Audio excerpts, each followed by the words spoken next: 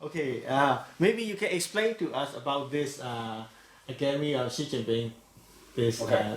This is research. the Xi Jinping thought on socialism with the Chinese characteristics academy. This is the first academy actually established after 19 Party Congress. Only after the close of the second day established this academy. So this is the first one in the world. Academy. What is the purpose of this academy? Because the 19 Party Congress report first time put forward the Xi Jinping thought on the socialism with the Chinese characteristics in a new era. So that's the reason established this academy. So the only three, firstly Renmin and then Peking University and then Tsinghua University, so three. And then the CAS, China Academy of Social Sciences, Central Party School, and National Defense University, and Beijing, Shanghai, Guangdong. At the beginning, only 10. Now, because of their ecology, culture, diplomacy, thought, and also so it's more in the far guy with Mofka, in the Minister of Sentai Hajimbu, ecologic and environment protection, and also Minister of Foreign Affairs. So only those. Okay, the question is about yourself a bit. How do you end up getting involved with this work with this academy as well as the government, please? The Xi Jinping thought on the socialism with the Chinese characteristics in the new era. There are different aspects, right? I'm really focused on international relations because I do research on the Belt and Road Initiative. I published 10 books, including Myanmar edition, so translated into 20 languages, and also Community of Shared Future, which also I have 3 books on that, and translated into Arabic and English, and now it's in different languages as well. So I think the two major initiatives, the Belt and Road Initiative and the Community of Shared Future, I think communicated with the outside world. What is the meaning? And what is the meaning for the Communist Party of China and the traditional Chinese culture, and of course Chinese foreign policy. So basically, I just come back from Morocco, also talk about that. All right. Okay. So from what I have studied at PETA also, Chinese professors seem to be very well in tune with the government plans and the strategies and policies, right? How does the cooperation between the institutes and professors as yourself works with the central government? In the universities, there are different kinds of professors. Some professors may be more critical to the government, so the liberal scholar, right? Traditionally, they're more impacted by the American, the West mentality. It's always playing it's like the critical and even anti-government, because the mentality is more American traditional way. But some of them more mainstream, is more try to explain China to the outside world, and that's myself, of course, because I work in the Chinese mission to the European Union for 3 years, from 2008 2011 as a diplomat. So I of course, automatically work for the government in the embassy. Even when I returned back to Shanghai and then moved to Beijing, so I was I think very excited because 2013 President Xi put forward the Belt and Road Initiative and the Committee of Shared Future. So I volunteer, of course, and I'm working to do research. So that's been, and then I appointed as a vice president of this academy. Other scholars, they do research and projects, and before there are many projects funded by like Ford Foundation, American foundations, so it's more American. But now I think that Americans invest less. China, we should use our own budget in the projects as government funded.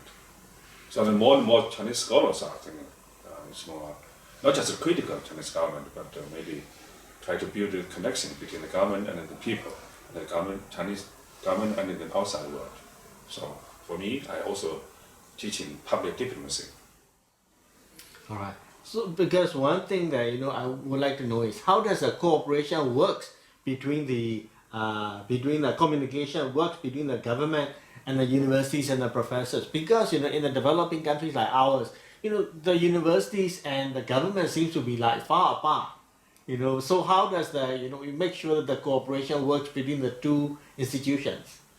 Fortunately, China is under the leadership of the Communist Party. So China universities actually is basically it's government university, public. Of course, now it's more some private university, but they are in a political meaning. They are not so influential. They just technicianly some occasional training or something. For the social sciences, particularly for the political science, of course, government fund. So, firstly, you should understand the government. Otherwise, or the foreign policy, how to explain to the outside world what is the meaning, right? You cannot access to the government. You don't have the opportunities actually. Some scholars just critical, but they don't know why this policy come out. What's the background? What's the true meaning? They just for empty criticize. Even lost their reputation actually, domestically and internationally. Can you tell us about more specific works that you did? Just now you talked about the BRI and plus the works that you're currently doing for the government or the CPC? I, of course, volunteer to do that. Right? As I said, as a former diplomat and also a scholar. Now, for Chinese foreign policy, particularly for the Xi Jinping thought on diplomacy, I need to understand Xi Jinping thought in general as a comprehensive thought. What is the meaning we say socialism movement and in the Chinese culture, and also we met President Xi last year when he visited Renmin University and put forward an independent knowledge system. We cannot just use the Western concept and theory to understand China. Okay, so that's very different with other countries. We are under strong leadership of Communist Party and strong leadership of President Xi himself. And maybe in the West, there are different parties against each other and then run for the government and then NGO and then sort of interest groups, capital-driven. We are different.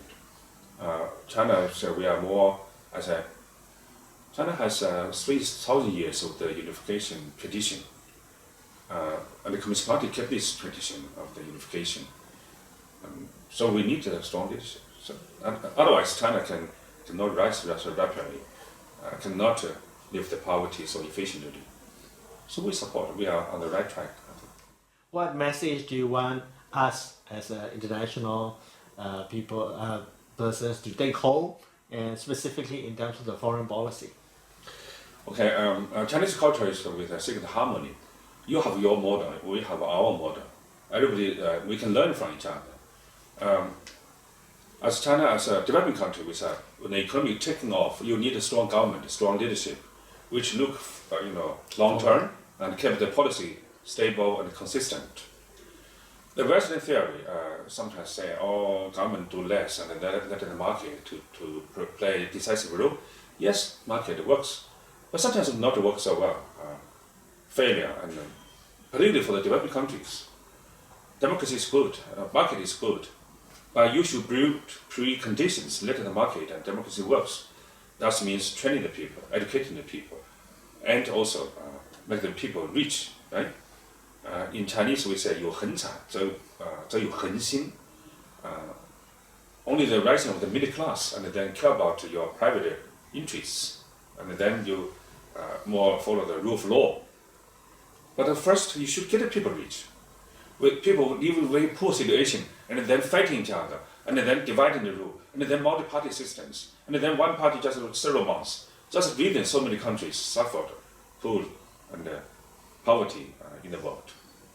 So I think that China model, so-called China model, is efficient government, effective market, and government to create the conditions that the market works.